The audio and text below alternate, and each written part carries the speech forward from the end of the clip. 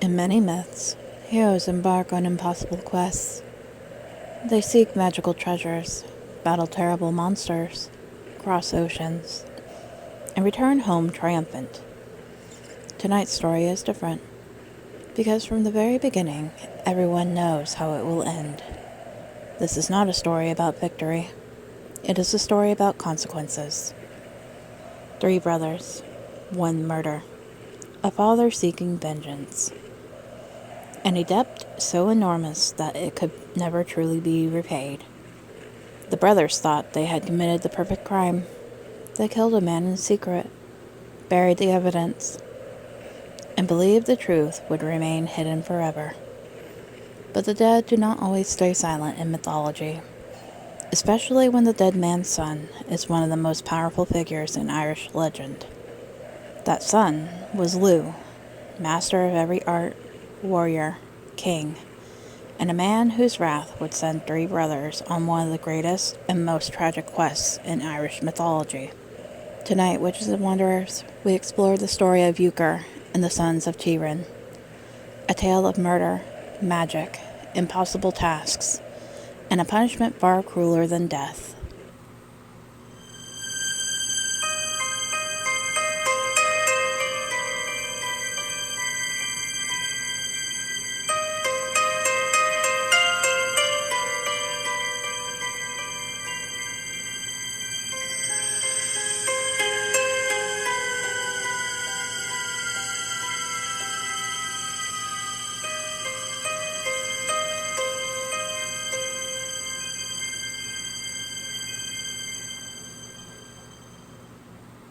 Hello, and welcome back, Witches and Wanderers, to the Morbid Witch Podcast, where we explore myths, legends, folklore, cryptids, deities, spirits, and the darker corners of human storytelling.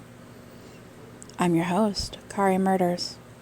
Tonight, we're traveling to Ireland and diving into one of the most dramatic stories from mythological cycles of Irish mythology, the tragic fate of Iuchar and his brothers. Their tale appears in Ida Cian Tuireann, often translated as the fate of the children of Tuireann. It is a story filled with shape-shifting, betrayal, magical treasures, impossible quests, and a vengeance so carefully crafted that it becomes legendary. Unlike many heroes we discuss on this podcast, Iuchar and his brothers occupy a morally gray space. They are brave, resourceful, and determined. But they are also murderers whose actions unleash a chain of events that ultimately destroys them. To all my witches and wanderers joining me tonight, thank you for being here.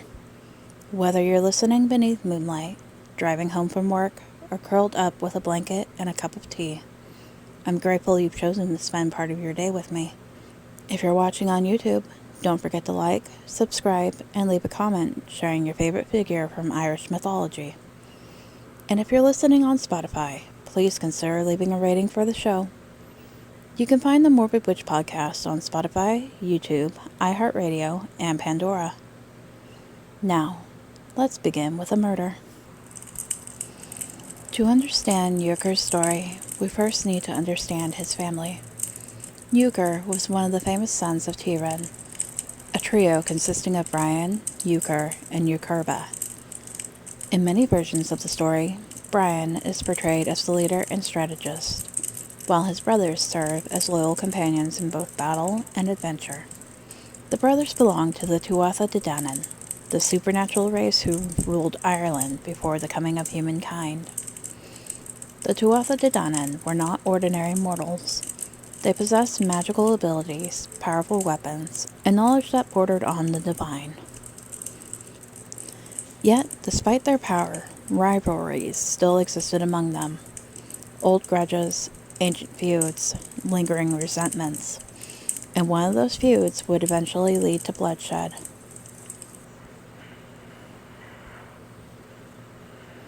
Their father, Cian, had a long-standing conflict with a man named Cian. Cian was no ordinary figure. He belonged to the Tuatha as well.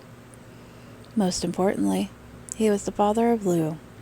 That detail would prove disastrous, because while feuds between men can sometimes be settled, Few survived the vengeance of a grieving parent, and fewer still survived the wrath of Lugh.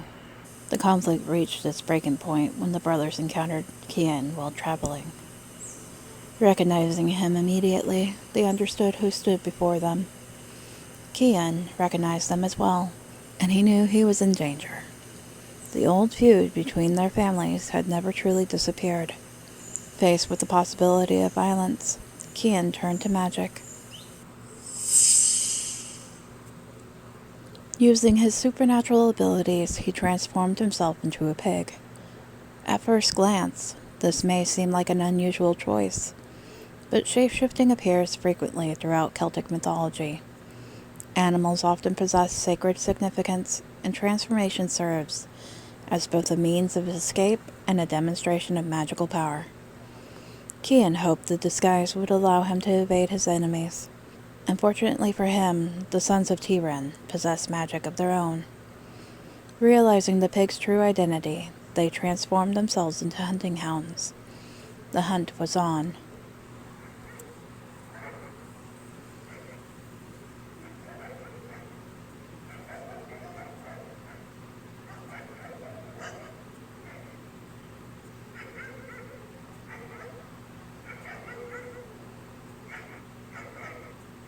Across forests and fields they chased him. The pig ran, the hounds pursued, the gap narrowed, until finally they caught him. And when they did, Cian's fate was sealed. After capturing Cian, the brothers forced him to resume his human form.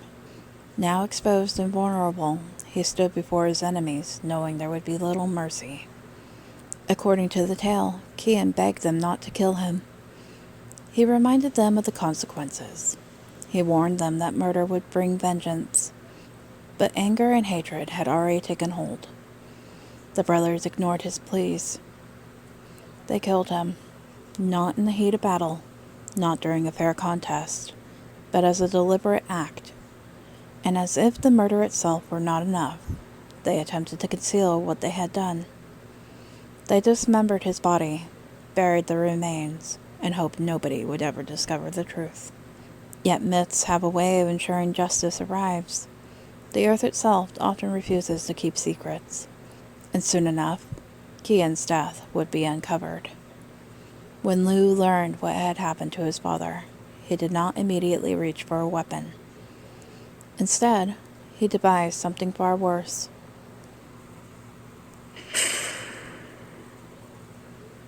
A punishment designed to make the guilty suffer long before death finally arrived. When news of Cian's murder reached Lugh, many expected an immediate response. After all, Lugh was one of the greatest figures in Irish mythology. He was a warrior, a king, a master craftsman, a magician, and a leader destined to help defeat the Fomorians at the Second Battle of Morbid. Surely he would challenge the brothers to combat. Surely he would seek revenge with sword and spear. But Lugh was far more patient than that. Instead of killing the brothers outright, Lugh invoked an ancient legal concept known as the Iuchar. In early Irish tradition, an Iuchar was a payment made as compensation for a crime, particularly murder. The value of the fine depended on the status of the victim. The greater the victim's importance, the greater the debt owed by the offender. Lugh knew exactly what he was doing. He accepted the brothers' admission of guilt. He agreed not to kill them immediately, but in exchange, they would have to pay a price, and that price was impossible. Lugh demanded treasures from every corner of the known world.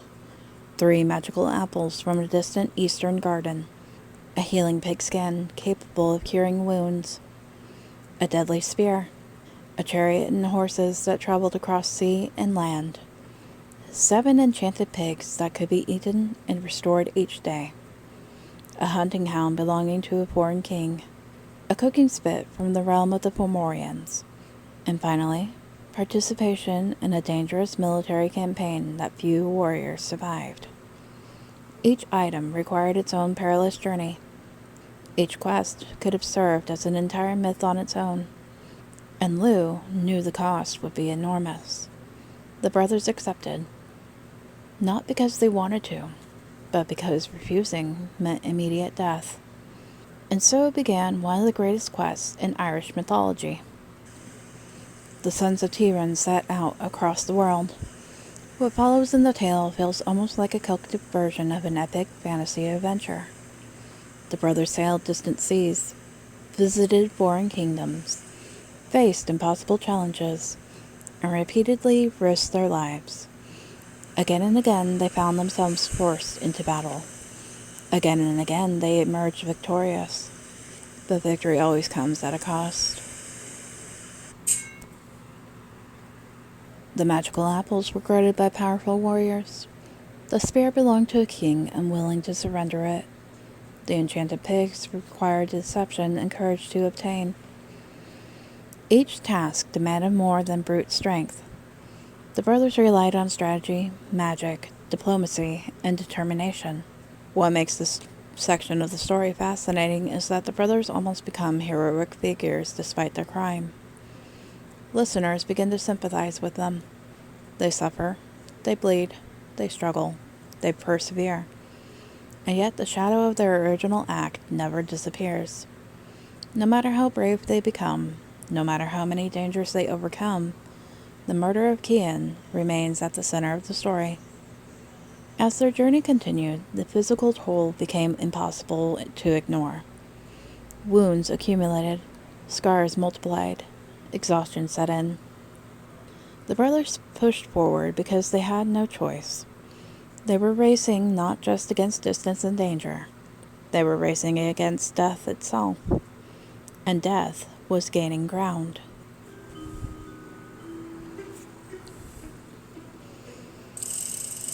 Witches and Wanderers, before we continue tonight's tale, I want to take a moment to thank all of you for joining me.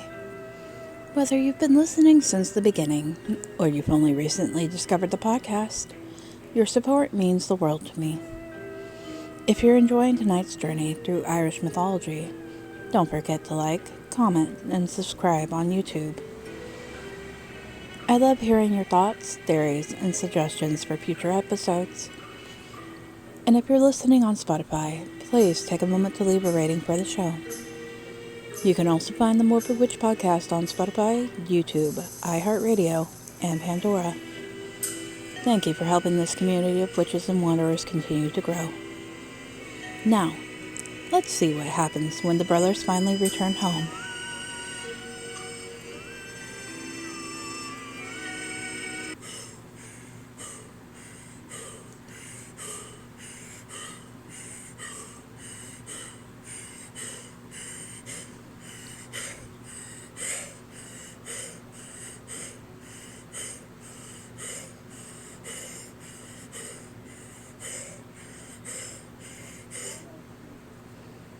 After countless hardships, the brothers succeeded.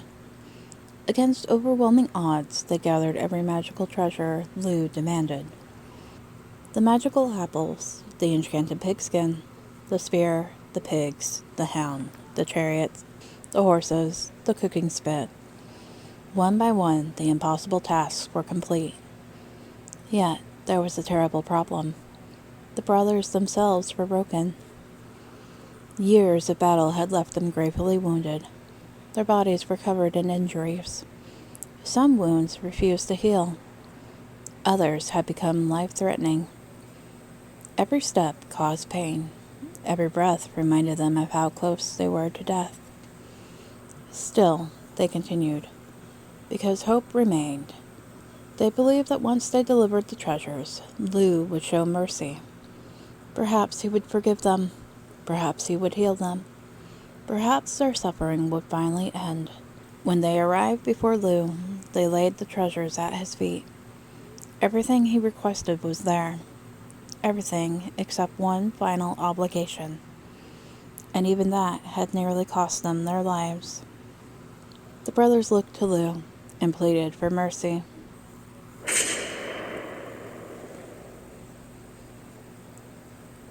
This is the moment that has sparked debate among storytellers and scholars for centuries.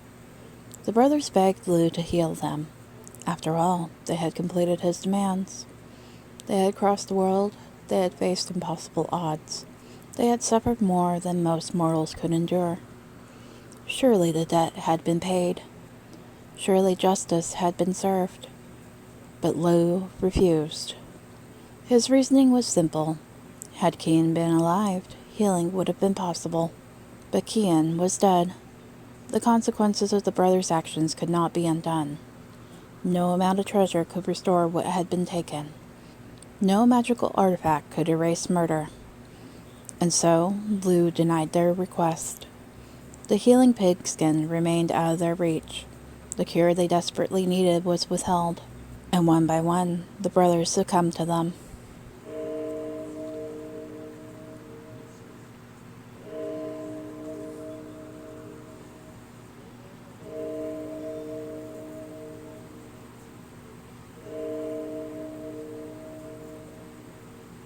Iuchar died.